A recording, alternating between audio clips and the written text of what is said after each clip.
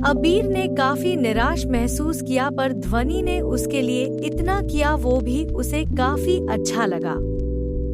जब अबीर ने मन भरकर केक खा लिया तो उसने ध्वनि से कहा, बचा हुआ केक तुम फ्रीज में रख दो, मैं कल पाखी को दे दूंगा। ध्वनि ने खुशी से हामी भरी और केक उठाकर बाहर ले जाने लगी और जाते हुए बोली, मैं अरमान को भी ले आती हूँ, उसके सोने का टाइम हो गया है। बाथरूम के अंदर जा रहे अबीर ने जब ये सुना तो वो एकदम से वहीं रुक गया और उसे अरमान का गुस्से भरा चेहरा याद आया जब उसने कहा था कि आज उसे दादी के पास ही सोना होगा। वो अच्छी तरह से जानता था कि अरमान उसे इतना इजीली तो नहीं जाने देगा। वो इकलौता ऐसा बाप होगा दुनिया में जिसका खुद का बेटा ही उसका सबसे बड़ा दुश्मन है। वो अच्छी तरह से जानता था कि वो उसे ऐसे ही तो नहीं जाने देगा। उधर दादी के कमरे में अरमान जब से आया था मुंह फुलाए बैठा था।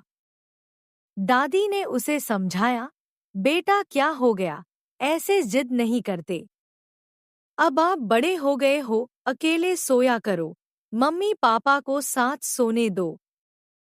अरमान ने चिढ़कर दादी को देखा और बोला, पापा भी तो कितने बड़े हैं। दादी को उसकी बात पर हंसी आ गई। अब वो क्या ही समझाए इस छोटे शैतान को। दादी बोली, मम्मी पापा अगर साथ सोते हैं तो आपको छोटा भाई या बहन मिलेगा। कमरे के अंदर आती ध्वनि ने दादी की ये बात सुन ली और वो वहीं जम गई। पहले उसका चेहरा शर्म से लाल हो गया पर अचानक से उसे कुछ याद आया जिसे सोचकर उसकी आंखें नम हो गई और वो खुद से ही बोली, झूठे सपने मत सजा ध्वनि, फिर दिल टूटेगा तो बहुत दर्द होगा। अपनी सच्चाई मत भूल, तू एक बुरी लड़की है, जो ये सुख तू डिजर्व नहीं करती, ये शादी ये खुशियाँ सब झूठ है। मत भूल ये बात कि तुझे इस जिंदगी में कोई नहीं अपनाएगा। ऐसा सोचते हुए ध्वनि दरवाजे के पास तब तक खड़ी रही जब तक अरमान की प्यारी आवाज में उसने नहीं सुना। कैसे? अरमान के ऐसे सवाल से दादी और ध्वनि दोनों हैरान रह गए। दादी को समझ नहीं आया कि वो क्या कहे और वो जोर जोर से हंसने लगी। ध्वनि भागकर अंदर आई और उसने अरमान को गोद में उठाकर कहा, चलो बेबी, सोने का टाइम हो गया। अरमान ध्वनि को देखकर बहुत खुश हो गया पर पापा ने तो कहा था कि वो आज दादी के पास सोएगा क्योंकि माँ के पास तो वो सोने वाले हैं। दादी ने गुस्से में ध्वनि से कहा, क्या करती हो ध्वनि, तुम्हारी अभी नई नई शादी हुई है, तुम दोनों को एक दूसरे के साथ अकेले टाइम बिताना चाहिए, इसे यही रहने दो। अरमान ने ध्वनि को जोर से हाक कर लिया और बोला, मेरी माँ, मैं सोऊंगा। अब कोई क्या ही कह सकता था उसे। एक तो वो इतना छोटा सा है, ऊपर से उस बेचारे को कभी भी माँ का प्यार नहीं मिला। अब बड़ी मुश्किल से उसे वो मिल गया है जिसके लिए वो हमेशा से तरस रहा था। तो फिर अबीर भी नहीं चाहता होगा उसे ध्वनि से अलग करना, पर ये उनके रिश्ते के लिए भी तो बिल्कुल सही नहीं था। ध्वनि अरमान को लेकर रूम में आ गई। अबीर अभी अभी एक कोल्ड शावर लेकर बाहर आया था। जब वो बाहर आया तो उसने ध्वनि को अरमान के साथ अंदर आते देखा। ध्वनि की नजर अभी अभी नहा कर बाहर आए अबीर पर गई तो वो चिढ़कर बोली, अबीर, आप कितनी बार और नहाने वाले हो ये बताओ। आपका घाव अभी भी ठीक नहीं हुआ है, आपको क्या ऑब्सेशन कंपल्शन डिसऑर्डर हो गया है जो इतनी बार आप नहा लिए। अबीर को समझ नहीं आया कि अब वो क्या ही कहे। वो कहना तो चाहता था कि सब तुम्हारी गलती है, पर ना चाहते हुए भी वो अपने शब्दों को पी ही गया। उसने नजरें उठाकर अरमान को देखा तो उसे लगा कि अरमान अपना मुंह छिपाकर हंस रहा था। ध्वनि भी उसका ऐसा बिहेवियर देखकर कंफ्यूज हो गई। अरमान जल्दी से ध्वनि की गोद से उतरा और भागकर बेड पर चढ़ गया और बेड पर यहाँ वहाँ गुलाटी मारने लगा और बोला, माँ के पास मैं सोऊंगा। ध्वनि तो उसकी इस क्यूट हरकत पर हंसने लगी, पर अबीर अच्छी तरह से जानता था कि अरमान उसको जानबूझकर चिढ़ा रहा था। अबीर दांत पीसकर काउच पर बैठ गया।